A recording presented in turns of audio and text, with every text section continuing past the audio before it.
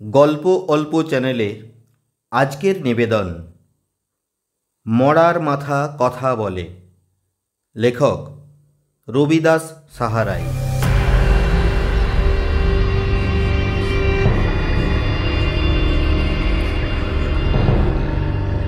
কলকাতার শহরতলির হাসপাতালে মেডিকেল ছাত্রদের একটি হোস্টেল।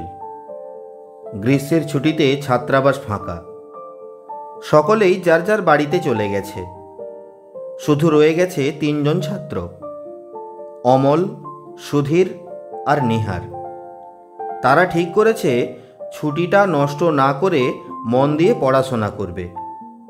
আগামী বার্ষিক পরীক্ষায় ভালো রেজাল্ট করবে, এই তাদের সংকল্প। সত্যি তারা মন দিয়েই পড়াশোনা করছে।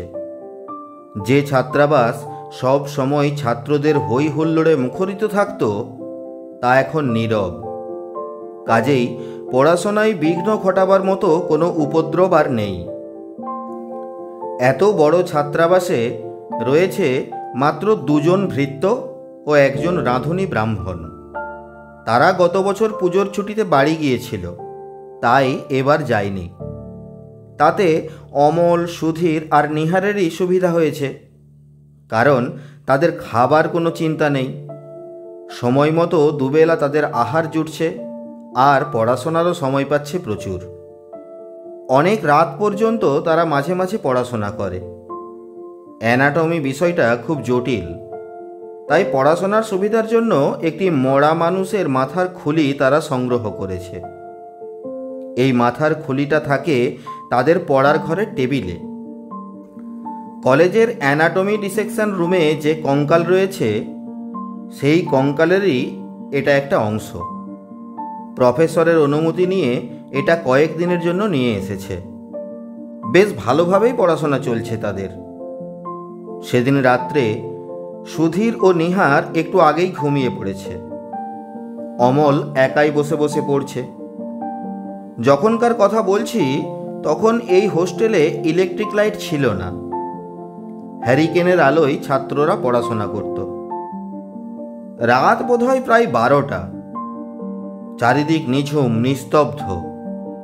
অমল একা একা পড়ছিল। তার চোখেও বুঝি ঝিমুনি আসছিল একটু।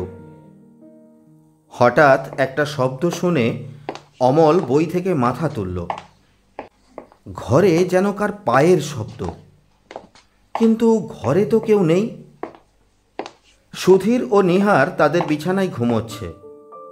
মনের ভুল হয়েছে ভেবে অমল আবার পড়ায় মন দিল। চেঁচিয়ে চেঁচিয়ে পড়ছে না, মনে মনেই পড়ছে অমল, অর্থাৎ বইয়ের পাতার ওপর চোখ পুলিয়ে যাচ্ছে। হঠাৎ কিছুক্ষণ পর আবার ওই রকম একটা শব্দ শুনতে পেল অমল, পায়ের শব্দ। অমল আবার মুখ তুলল, কিন্তু আশ্চর্য, এবারও কোনো লোক দেখতে পেল না। ঠক ঠক শব্দ শুনতে পেল টেবিলের ওপর। তাকিয়ে দেখল মরার মাথার খুলিটা টেবিলের ওপর থেকে আস্তে আস্তে শূন্যে উঠে যাচ্ছে। ব্যাপার দেখে স্তব্ধ হয়ে গেল অমল। মনে তার ভয়ও জাগল। কি করবে ভেবে ঠিক করতে পারল না। একবার ভাবল সুধীর আর নিহারকে ডাকবে, কিন্তু মুখের ভাষা যেন তার স্তব্ধ হয়ে গেছে। কোনো কথাই তার মুখ থেকে বের হলো না। অসহায়ের মতো বসে বসে শুধু দেখতে লাগলো। মাথার খুলিটা ওপর দিকে উঠছে, আরও উঠছে, চলে যাচ্ছে দেওয়ালের দিকে, যেদিকে পায়ের শব্দ সে শুনতে পেয়েছিল। সেখানে মানুষের সমান উঁচু একটা জায়গায় গিয়ে সেটা স্থির হয়ে গেল। তারপর সেই খুলির মুখ থেকেই যেন কথা বেরিয়ে এলো, অমল, অমল। মাথার খুলিটা তার নাম ধরে ডাকছে। ভারী আশ্চর্যের ব্যাপার। কৌতূহল আর ভয় জাগলো অমলের চোখে মুখে। তবু তাকিয়ে রইল সেদিকে। মাথার খুলিটা বলছে, অমল, আমাকে মুক্তি দাও। আমাকে কেন এখানে আটকে রেখেছ? অমল হতভম্ব। তবু তার মুখ থেকে কথা বেরিয়ে এলো, তোমাকে আটক রাখিনি তো, তোমাকে তো টেবিলের উপরই রেখেছিলাম। মাথার খুলিটা বলল, আমার শরীরটা রয়েছে ল্যাবরেটরির ঘরে। কিছুদিন আগে কয়েকটি উচ্ছৃঙ্খল ছেলে আমার ধর থেকে মুন্ডটা খুলে ফেলেছিল। কেউ আর সেটা জুড়ে দেয়নি, ওইভাবেই রয়ে গেছে সেই থেকে। তারপর তুমি তো সেদিন আমাকে এখানে নিয়ে এলে। তুমি কি আমাকে চেনো? আমার নাম জানলে কেমন করে? চিনব না কেন? এখানকার অনেককেই তো আমি চিনি। এই হাসপাতালেই 1 বছর আগে আমার মৃত্যু হয়েছিল। কি বললে? 1 বছর আগে তোমার মৃত্যু হয়েছিল এই হাসপাতালে? হ্যাঁ, আমার নাম ইয়াসিন। আমি বি ওয়ার্ডের 7 নম্বর বেডে ছিলাম। ছুরি বেঁধা অবস্থায় আমাকে হাসপাতালে ভর্তি করে দিয়েছিল পথের কয়েকজন লোক। তারপর আমার দলের লোকেরা খবর পেয়ে আমাকে হাসপাতালে দেখতে এসেছিল। যে ডাক্তারবাবু আমাকে চিকিৎসা করতেন তার সঙ্গে তুমিও তো আমাকে দেখতে যেতে। তোমাকে ছুরি মেরেছিল কারা? আমাদের বিপক্ষ দল। বিপক্ষ দল মানে? তুমি কি পার্টি করতে নাকি রাজনীতি করতে? না না, ওসব নয়। আমাদের ছিল চোরাই মাল চালান করার পার্টি। আমি ছিলাম লিডার। আমার কাছ থেকে আটঘাট শিখে নিয়ে 2 জন লোক দল ছেড়ে দিয়ে নিজেরা পার্টি করলো, কিন্তু আমাদের সঙ্গে পেরে উঠল না। আমরা যেভাবে মালপত্র জোগাড় করতাম সেভাবে জোগাড় করতে পারতো না। তাই আমার ওপর হলো ওদের হিংসা। সেজন্য তোমাকে ছুরি মেরেছিল? তুমি পুলিশের কাছে ওদের নাম বলনি? হ্যাঁ, বলেছিলাম, কিন্তু পুলিশ ওদের খুঁজে পায়নি। ওদের কি কোনো আস্তানার ঠিক আছে? তা তোমাকে মেরে ওদের লাভ হয়েছিল কি? না, হয়নি। আমি যার কাছ থেকে চোরাই মাল সংগ্রহ করতাম তার নাম ছিল বদ্রিলাল। আমার দল থেকে চলে যাবার পর নাসিম আর আমজাদ বদ্রিলালের কাছে সেই মাল সংগ্রহ করবার চেষ্টা করেছিল, কিন্তু বদ্রিলাল ওদের বিশ্বাস করতো না। বদ্রিলাল খুব কম মালপত্র ওদের দিত। তাই নাসিম আর আমজাদ ভেবেছিল আমি ওদের পথের কাঁটা। আমাকে না সরালে ওদের উদ্দেশ্য সিদ্ধি হবে না, সেই জন্যই আমাকে মেরেছিল। তারপর? আমি হাসপাতালে মারা গেলাম। আমাকে মর্গে পাঠানো হয়েছিল।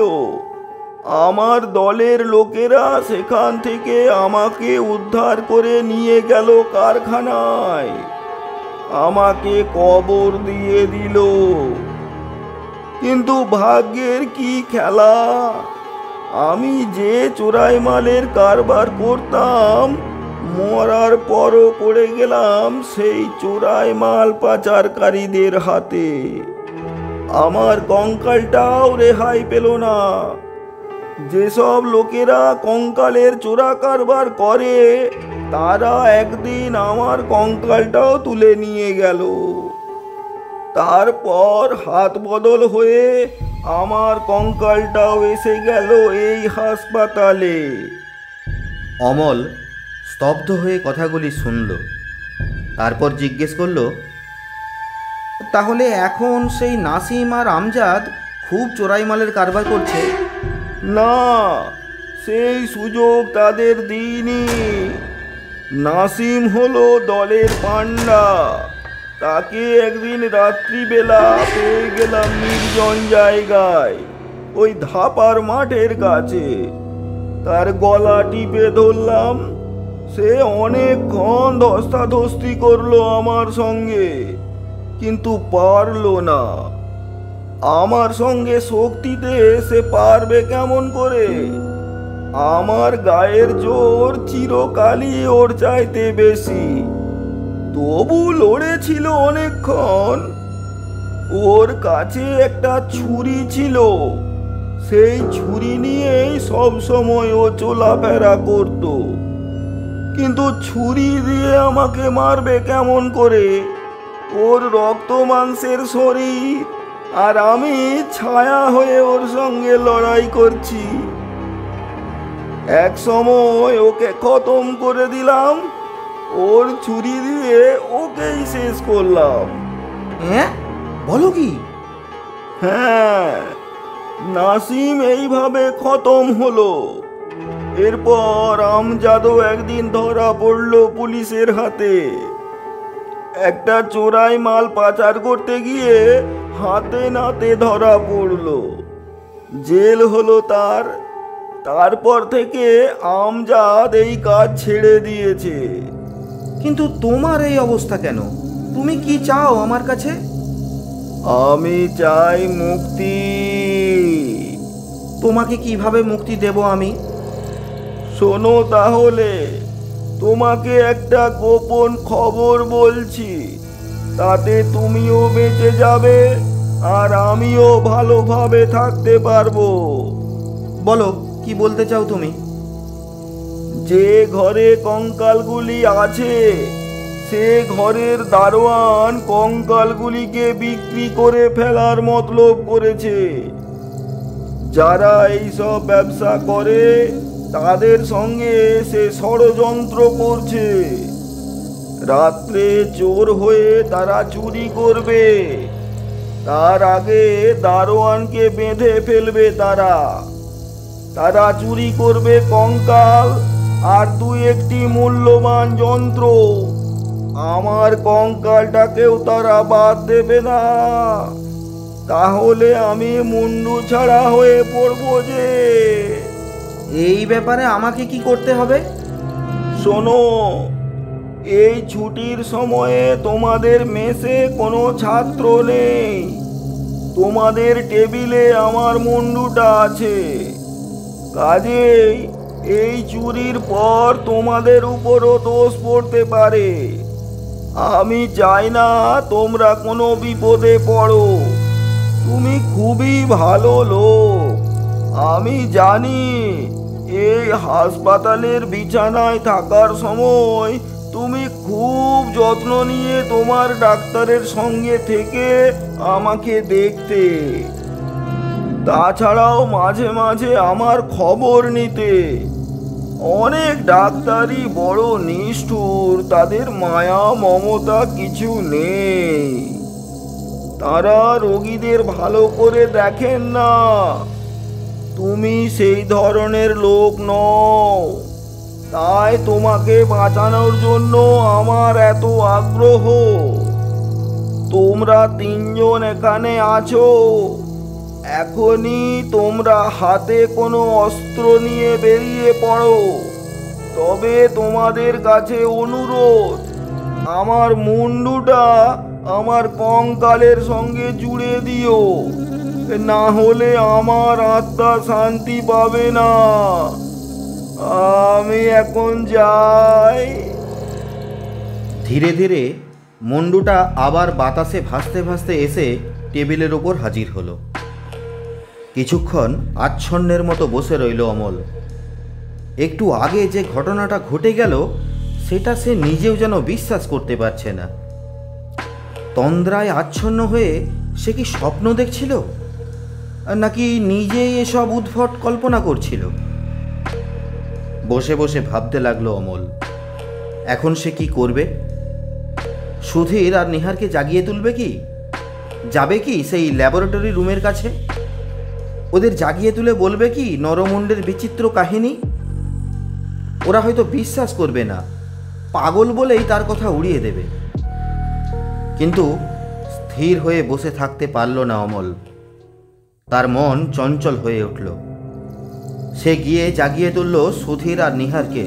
বলল, এ ওঠ ওঠ ওঠ, শিগগির ওঠ, শিগগির ওঠ। ধড়মড় করে উঠে বসল সুধীর এবং নিহার। ঘুম ঘুম চোখেই বলল, কি হয়েছে রে অমল? অমল বলল, চল ল্যাবরেটরি রুমের দিকে যাই, ওখানে চোর এসেছে। চোর? কে চোর? কে বলল? হ্যাঁ, আমি খবর পেয়েছি। ল্যাবরেটরির ঘরে চোর এসেছে তো আমাদের কি? কঙ্কাল চুরি করতে এসেছে চোর। কঙ্কাল চুরি হলে আমাদের ওপর হয়তো দোষ পড়বে। চল, এখন গেলে চোরকে তাড়ানো যাবে। চোর যদি আমাদের ঠ্যাঙায়? সেজন্য তৈরি হয়ে যেতে হবে। লাঠি নিয়ে চল। লাঠি নেওয়াটা সত্যি দরকার, কিন্তু লাঠি কোথায় পাবে? হকি স্টিক ছিল, তাই তিনজন তিনটে নিয়ে বেরিয়ে পড়ল। ল্যাবরেটরির কাছে এসে তারা তিনজনেই তাজ্জব বনে গেল। দেখল সত্যিই সেখানে চোর হানা দিয়েছে। দারোয়ানকে দড়ি বেঁধে বারান্দায় এক পাশে ফেলে রেখে ল্যাবরেটরির দরজা চাবি দিয়ে খুলে ফেলেছে চোরেরা। অমল, সুধীর, নিহার হৈ হৈ করে শোরগোল তুলল। হকি স্টিক দিয়ে আঘাত করতে লাগলো মাটির ওপর, যাতে চোরেরা ভয় পায়। চোরেরা ভয় পেলেও বাঁচবার জন্য রুখে এলো অমল, সুধীর আর নিহারের দিকে, কিন্তু তাতে সুবিধা করতে পারল না। হইচই শুনে ততক্ষণে এদিক ওদিক থেকে আরও লোক এগিয়ে এসেছে। তিনজন চোরই অবশেষে ধরা পড়ল। মস্ত বড় একটা চক্রান্তের সূত্র ফাঁস হয়ে গেল। সেই সূত্রেই ধরা পড়ল কঙ্কাল চোরা কারবারিদের দল। দারোয়ান বুঝতে পারল তারও অব্যাহতি নেই। সে গোপনে দোষ স্বীকার করল অমল, সুধীর এবং নিহারের কাছে। তাদের পায়ে ধরে ক্ষমা চেয়ে প্রতিজ্ঞা করল আর কোনোদিন সে এমন কাজ করবে না। দারোয়ানের চাকরি রয়ে গেল, কিন্তু এসব কাণ্ড কারখানার মূলে যে ইয়াসিনের প্রেতাত্মা, একথা সুধীর আর নিহার কিছুতেই বিশ্বাস করতে চাইল না। তারা বলল, তুই নিশ্চয়ই স্বপ্ন দেখেছিলি। মরা মানুষের মাথার খুলি কথা বলে, আমরা তা বিশ্বাস করি কিভাবে বলতো? অমলও বিশ্বাস করতে পারে না, কিন্তু এ ব্যাপার যে সত্যি ঘটেছিল, এ ব্যাপার না ঘটলে চোরের খবরই বা সে জানতো কেমন করে? অমলের কৌতূহল এরপর সত্যি খুব বেড়ে গিয়েছিল। সে হাসপাতালের খাতাপত্র ঘেঁটে বের করেছিল 1 বছর আগে মোহাম্মদ ইয়াসিন নামে সত্যি একজন রোগী ছুরিকাঘাতে আহত অবস্থায় হাসপাতালে ভর্তি হয়েছিল। সে ছিল বি ওয়ার্ডের 7 নম্বর বেডে। 3 দিন পর তার মৃত্যু হয়েছিল। ঘটনা খুবই আশ্চর্যজনক। যারা পরলোকে বিশ্বাস করেন তারা হয়তো বলবেন, যে ঘৃণ্য কাজ করত ইয়াসিন, সেই কাজের ওপর তার ব্রিটিশ ন্যাসে ছিল। সে নিজেও হয়েছিল সেই ঘৃণ্য ব্যবসায়ের শিকার। তাই তার অতৃপ্ত আত্মা ঘুরে বেড়াতো সেই ঘৃণ্য ব্যবসায়ীদের ধরিয়ে দেবার জন্য। অমল কিন্তু ইয়াসিনের প্রেতাত্মার অনুরোধ রক্ষা করেছিল। ল্যাবরেটরি রুমে সে ভাঙা কঙ্কালের সঙ্গে জুড়ে দিয়েছিল তার খণ্ডিত মুণ্ড। তাতে ইয়াসিনের আত্মার হয়তো তৃপ্তি হয়েছিল। এরকম আরও অনেক গল্প শুনতে আমার এই চ্যানেলটিকে সাবস্ক্রাইব করে রাখুন। গল্পটি কেমন লাগলো কমেন্টে জানাতে ভুলবেন না। ধন্যবাদ।